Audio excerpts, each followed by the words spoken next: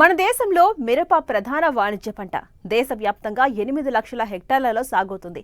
6.5 లక్షల టన్నుల దిగుబడొస్తుంది. విస్తీర్ణం, ఉత్పత్తి, వినియోగంలో ప్రపంచంలోనే మన దేశం మొదటి స్థానంలో ఉంది. ఉత్పాదకతలో హెక్టార్కు 1.9 టన్నుల దిగుబడితో ద్వితీయ స్థానంలో ఉంది. దేశంలో అన్ని రాష్ట్రాల్లో సాగు చేస్తున్నప్పటికీ ప్రధానంగా తెలుగు రాష్ట్రాల్లో ఎక్కువగా సాగుతుంది. అలాంటి మిరప వర్షాధారంగా సాగు చేసేటప్పుడు పలు జాగ్రత్తలు తీసుకోవాలంటున్నారు ప్రధాన శాస్త్రవేత్త డాక్టర్ శారద.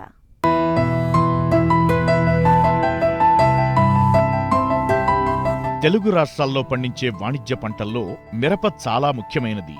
మిరప ఉత్పత్తులకు అంతర్జాతీయంగా ఎగుమతి అవకాశాలు చాలా ఉన్నాయి. ఆహారానికి రంగు, రుచి ఇవ్వడమే కాకుండా మిరపలో విటమిన్లు, ఔషధ లక్షణాలు ఉన్నాయి.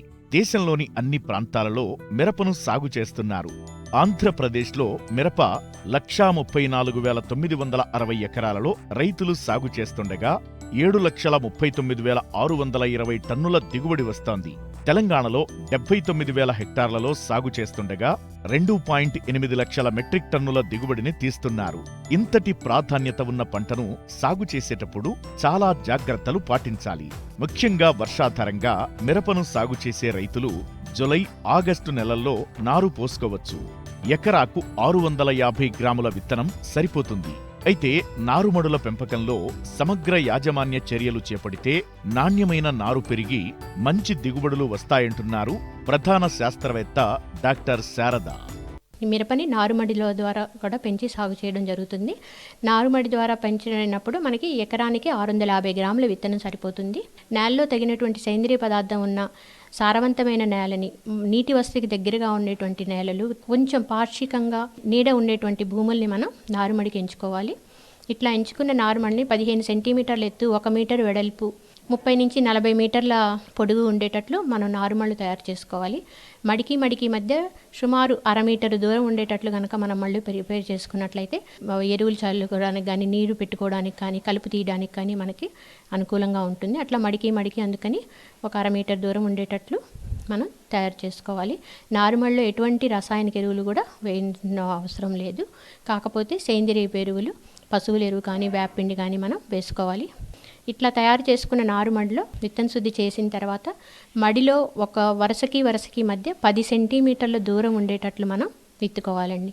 అట్లాగే లోతు కనుక చూసుకున్నట్లయితే 2-3 సెంటీమీటర్ లోతు ఉండేటట్లు వేసుకొని ఆ పైన పల్చగా ఇసుక కానీ, పశువుల ఎరువు కానీ, వానపాముల ఎరువు కానీ తేలిగ్గా చిమ్మి ఆ తర్వాత గడ్డితో కప్పివేయాలి. నారుమడిలో విత్తనం వేసిన తర్వాత ఉదయము, సాయంత్రం కూడా మనం నీరు అందించవలసి ఉంటుంది. నారుమడిలో విత్తనం వేసిన తర్వాత 8 నుంచి 10 రోజులలో మనకి మొలక వస్తుంది. ఆ తర్వాత రోజుకి ఒకసారి నీరు అందిస్తే సరిపోతుంది.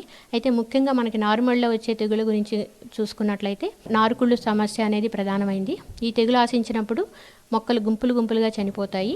అందుకని ఈ తెగులు నివారణకి విత్తనం విత్తిన తర్వాత 9వ రోజు, 13వ రోజు, 21వ రోజు లీటరు నీటికి 3 గ్రాములు బ్లైటాక్స్తో నారుమడిని తడిచేటట్లు బాగా డ్రెంచింగ్ చేయాలి. అట్లా చేయడం వల్ల మనం నారుకుళ్ళు తెగుల నుంచి కాపాడుకోవచ్చు. అట్లాగే నారుమడిలో వచ్చే రసం పీల్చే పురుగుల నివారణ కోసము లీటర్ నీటికి 2.5 ml క్లోరిపైరిఫాస్ కానీ, 0.25 ml స్పైనోసైడ్ అంటే ట్రేసర్ మంతో కానీ మనం పిచికారీ చేసుకున్నట్లయితే రసం పీల్చే పురుగుల బారి నుంచి మనం కాపాడుకోవచ్చు. ముఖ్యంగా విత్తన శుద్ధి చేయడం అనేది ఏంటంటే ఖర్చు తగ్గుతో మనం మంచి ఫలితాలు పొందవచ్చు. ఎందుకంటే చాలా తక్కువ మందు మనకి విత్తన శుద్ధి చేయడం ద్వారా తక్కువ మందు సరిపోతుంది. దానివల్ల మనకి పిచికారీల సంఖ్య తగ్గడమే కాకుండా పిచికారీ చేసే అవసరమే రాదు. కాబట్టి ఖర్చు తగ్గించుకునే ప్రక్రియ. అంతేకాకుండా మనం ఎప్పుడైతే పిచికారీలు చేయమో అప్పుడు వాతావరణ కాలుష్యం బారిన గురించి కూడా మనం కాపాడుకోవచ్చు. నీటి వసతి ఉండి సారవంతమైన నేలల్లో నారును పెంచుకుంటే నాణ్యమైన నారు పెరిగేందుకు దోహదపడుతుంది.